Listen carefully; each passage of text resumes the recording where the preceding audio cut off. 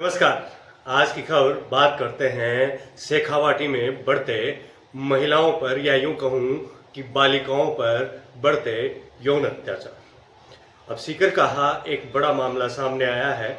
सीकर के एक private coaching institute के संचालक पर नीट में सिलेक्शन कराने के नाम पर 10 लाख मांगने और नाबालिग लड़कियों से अश्लील हरकतें करने का मामला सामने आया है।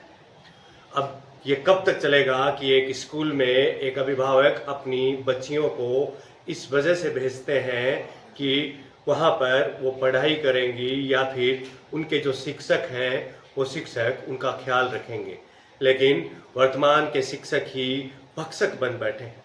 और ऐसे भक्षक जो किसी भी लड़की की या किसी भी महिला की इज्जत आबरू से खिलवाड़ करने से कतई संकोच नहीं करते। अब ये अश्लील हरकतें एक अध्यापक ने की हैं, एक कोचिंग संचालक ने की हैं। अब मान के चलिए कि ये मामला तो बाहर आया है, वरना कितने ही मामले होंगे जो बाहर नहीं आए। अब कोचिंग संचालक के खिलाफ मामला भी दर्ज हुआ है। कोचिंग का नाम न लेते हुए हम इस पर बात करेंगे। वहीं बात कर रहे हैं, लड़कियों ने सीकर एसपी को रिपोर्ट देकर कोचिंग संचालक के खिलाफ मामला दर्ज कराया है। पुलिस की दी रिपोर्ट में नाबालिग ने बताया कि वह अपनी बहन के साथ नीट में एडमिशन के लिए प्राइवेट कोचिंग इंस्टीट्यूट गई थी। दोनों ने फीस के 75 हजार रुपये जमा करवा दिए थे। इस तरह दोनों बहनों ने कुल 1,50,000 रुपये 3 किस्तों में जमा करवा दिए। इसके बाद इंस्टीट्यूट के संचालक ने लड़कियों से कहा कि अगर उन्हें नीट में सिलेक्शन करवाना है तो 10 लाख अपने पापा से लाकर दे दो। तब लड़कियों ने कहा इतने पैसे उनके पास नहीं है और वह गरीब है। इसके बाद संचालक ने कहा कि पैसे नहीं तो जैसा मैं कहता हूँ वैसा करना पड़ेगा। इसके बाद संचालक दोनों बहनों से अश्लील हरकतें और अश्लील बातें करने लगा।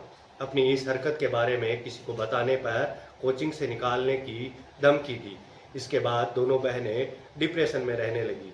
एक नाबालिग लड़कियों के ऊपर जब इस तरह का दबाव बनता है तो शायद हर लड़की शायद डिप्रेशन का शिकार हो जाती है। मन में एक घृणा बैठ जाती है, मन के किसी न किसी कोने में एक डर बैठ जाता है। इस वजह से बच्चियां गुमसुम रहने लगी। एक लड़की ने सुसाइड की कोशिश भी की। लड़कियां वहां से अपने गांव चली गई। कोचिंग संचालक ने फीस देने से भी मना कर दिया। एसपी के आदेश पर उद्योगनगर थाना पुलिस ने मामला दर्ज कर जांच शुरू कर दी है। अब देखना होगा कि इस जांच में क्या निकल कर आता है। अब नाबालिग लड़कियों के साथ एक अध्यापक इस तरह का व्यवहार करता है, वो कहाँ तक उचित है, कहाँ तक न्यायोचित है। अब सोचना चाहिए कि कहीं ना कहीं ईश्वर तो होगा ही। वो ईश्वर तुम्हें जब इसकी सजा देगा तो शायद तुम्हें वो बहुत महंगी पड़ेगी।